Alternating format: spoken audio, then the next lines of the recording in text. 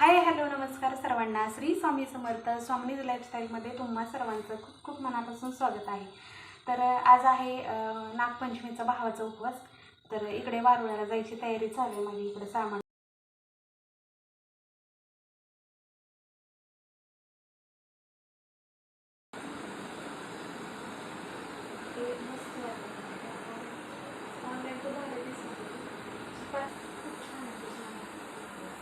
तर आज आहे भावाचा उपवास आणि उद्या आहे नागपंचमी. तर तुम्हा सर्वांना माझ्या सगळ्या यूट्यूब फॅमिलीला नागपंचमीच्या खूप साऱ्या शुभेच्छा.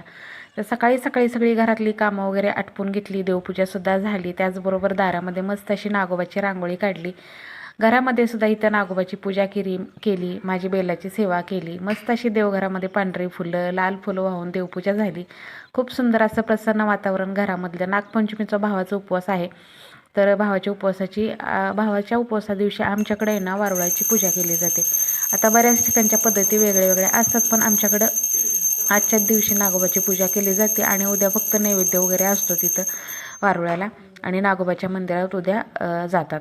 तर असं काहीसं असतं. गावोगावी प्रत्येक ठिकाणी नागोबाचं मंदिर असतं, तर त्या ठिकाणी नागोबाच्या मंदिराच्या तिथं जाऊन नैवेद्य पूजा केली जाते नागपंचमीच्या दिवशी.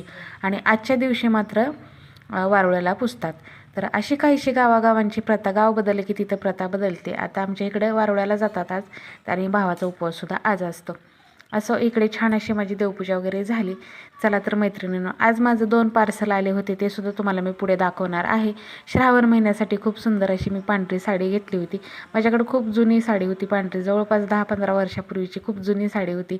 आणि ती मला दर श्रावण महिन्यामध्ये दर सोमवारी मला घालायचा कंटाळा पण येत होता. त्यामुळे मी आज छान अशी मागच्या 2-4 दिवसाखालीच मागवली होती आणि फायनली ती साडी आली, पण खूप चांगली आली. आणि तुम्हाला जर पाहिजे असेल तर नक्कीच बरं का, तिथं लिंक देते किंवा आपल्या व्हिडिओचे तिथं प्रोडक्ट टॅग केलेले असतात ना, 1 प्रोडक्ट 2 प्रोडक्ट असं. तर त्या प्रोडक्टवर जर क्लिक केलं ना, तर ताईनं तिथं लिंक मिळून जाते. प्रत्येकजण परत विचारतात की लिंक द्या ताई, लिंक द्या. पण ती प्रोडक्ट टॅग केलेले असतात ना व्हिडिओवरती, तर त्याच्यावरती जर आपण टच केलं तरी ती लिंक आपल्याला मिळून जाते. असं इकडे छान अशी पूजा झाली. त्यानंतर आता माझं सगळं घरातलं आवरलं होतं.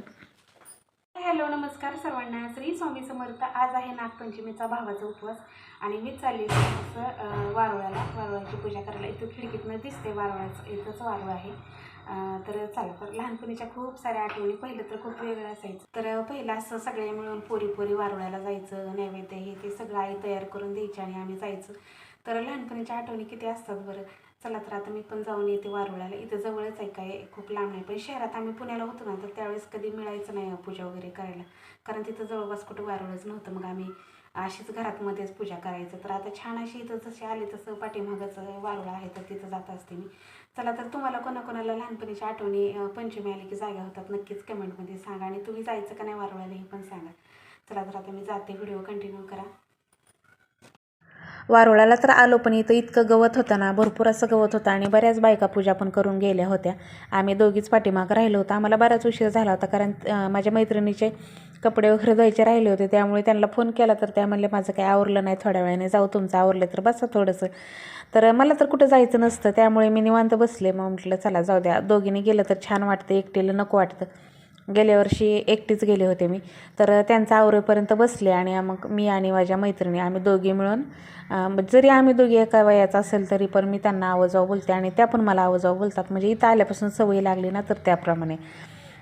आणि त्यामुळे माझ्या मैत्रिणीचं पण आवरलं आणि त्यानंतर मग आम्ही दोघी आलो. बऱ्याच पद्धती वेगळ्या असतात. माझ्या मैत्रिणीच्या इकडं पण अशी 5 लाकडं लावून दोरा वगैरे गुंडाळून पूजा केली जाते, पण मी तशी नव्हते करत.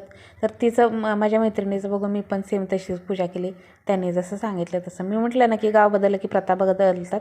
जरी आम्ही दोघी इथं राहायला एका ठिकाणी असलो, तरी इथल्या गावच्यासुद्धा आजूबाजूच्या प्रथा वेगळ्या असतात. आता माझ्या माहेरला आहे ना, वारुळ्याला जातात भावाच्या उपवासा दिवशी, आणि तिथूनच माझं गाव किती जवळच्या जवळच आहे, खूप लांब नाही आमचं सासरसुद्धा. पण आमच्या सासरला पद्धत आहे का नाही मला माहीत नाही, पण मी कधीच आजपर्यंत तिथं बघितलं नाही की बायका असं वारुळ्याला गेलेलं किंवा काय. मी नसते पण एक शक्यतो तिथं, पण कधीच पाहिलं नाही त्या गावामधल्या बायका अशा वारुळ्याला गेलेल्या, पूजा केलेली. सगळं जे त्या गावामध्ये अशी पद्धत आहे की काही जरी सणवार काही जरी असलं तर सगळ्या कुठल्याही पूजा करायच्या घरातच करायच्या आणि घरातच बसायचं. असं काही जे त्या गावची पद्धत आहे आणि अशा पद्धती आहेत ना खरं तर नसायला पाहिजे. जे पूर्वीपासूनच्या परंपरा आलेल्या आहेत ना चालत, तर त्या पद्धतीनं ते पूर्वीपासूनच्या आलेल्या पद्धती आहेत ना पुढं आताच्या पिढीनेसुद्धा नेल्या तरच ती परंपरा जतन राहील. तर असं मला वाटतं. पण त्या गावाला तशी पद्धत नाही बायका बाहेर जायच्या घराच्या आणि अशी पूजा वगैरे करायची. आता माझा सासरा असून मी त्या गोष्टीला हे करते बरं का थोडंसं, कारण बघत असतील माझ्या म्हणजे आमच्या गावामधल्या सुद्धा महिला व्हिडिओ बघत असतील आणि खरंच जात असतील ना तर त्यांनी कमेंट करावी. आणि एक माझी मैत्रीण बघते तिथली व्हिडिओ, तर त्यांनीसुद्धा कमेंट करावी जात असाल तर तुम्ही, कारण मी तर आणखीन कधी गेलेलं पाहिलं नाही आणि आमच्या गल्लीतल्या बायका तर कधीच जात नाहीत. त्यामुळे मी सांगते की तिथं गेलेलं मी आणखीन कधी कोणाला पाहिलं नाही असं वारुळाला वगैरे पूजा करायला. इकडे मी पण पूजा करायला घेतली, पण थोडंफार तिथलं गवत काढलं. माझी मैत्रीण म्हणायला लागली की आपण दोघे ना पुढच्या वेळेस इथलं सगळं आदल्या दिवशीच गवत काढून घेऊ. म्हटलं बघू पुढच्या वर्षी काय होतंय कसं होतंय ते, कारण ह्या वर्षी खूपच गवत आहे. गेल्या वर्षी एवढं गवत नव्हतं बरं का इथं. आम्ही दरवर्षी इथं पूजा करतो, पण याच वर्षी खूप म्हणजे खूप गवत झालेलं आहे तिथं. आणि वारुळ दिसतंय, फक्त साईडने खूप गवत चाडलेलं आहे.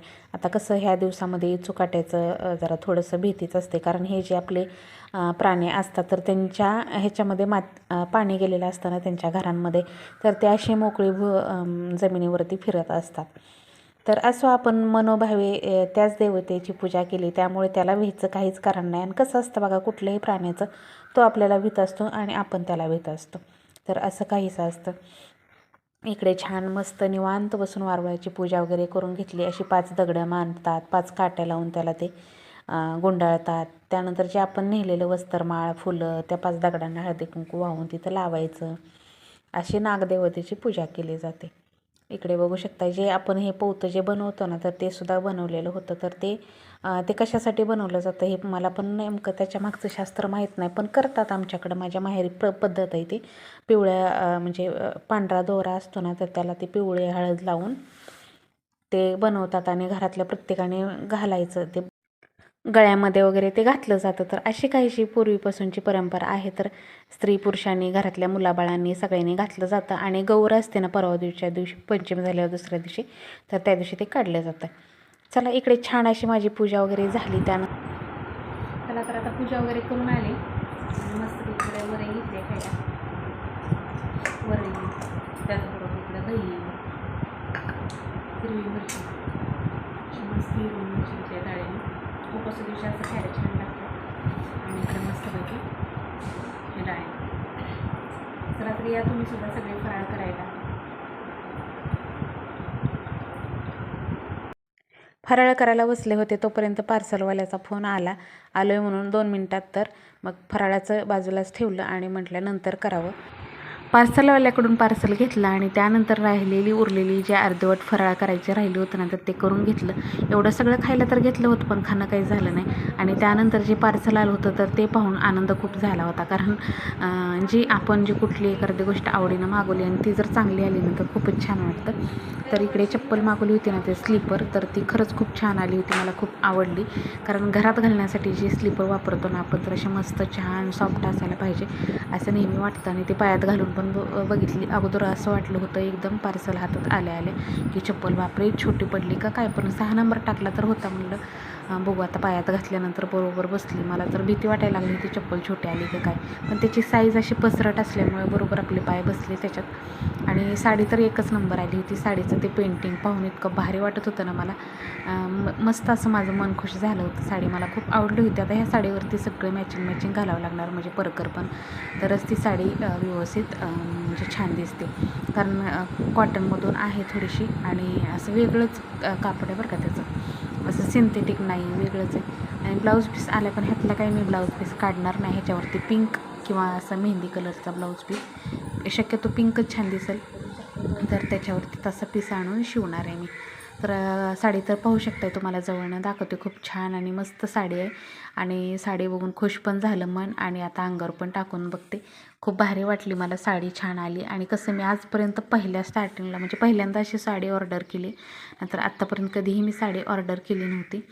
तर चला तर म्हटलं तुमच्याशी शेअर पण करूया. कुठलाही प्रोडक्ट असो, चांगला असेल तर शेअर करायचा, असं माझं चाललेलं असतं. तसं तर ऑनलाईन भरपूर काही खरेदी करतो, पण जर चांगला असेल, क्वालिटी चांगली असेल तरच मग मी तुम्हाला दाखवत असते. तर इकडे बघू शकताय खूप छान दिसत पण होते. आता उद्या तर श्रावण महिन्यातला पहिला सोमवार आहे, पण घालणं होते का नाही काही गॅरंटी नाही, कारण त्याच्यावर ब्लाऊज नाही, परकर नाही म्हटल्यानंतर घालणार कशी, सगळे मॅचिंग. तर असं बघू, घालते उद्या. आता नागपंचमी पण आहे आणि त्यात मंदिरात जायचं श्रावण सोमवार पहिला. चला, तर असा होता आजचा व्हिडिओ. आणि इकडे चप्पलसुद्धा तुम्हाला जवळनं दाखवते. खूप सुंदर अशी चप्पल आली होती बरं का, खूप छान वाटत होती, घरात घालण्यासाठी घेतली होती. चला तर, श्री स्वामी समर्थ.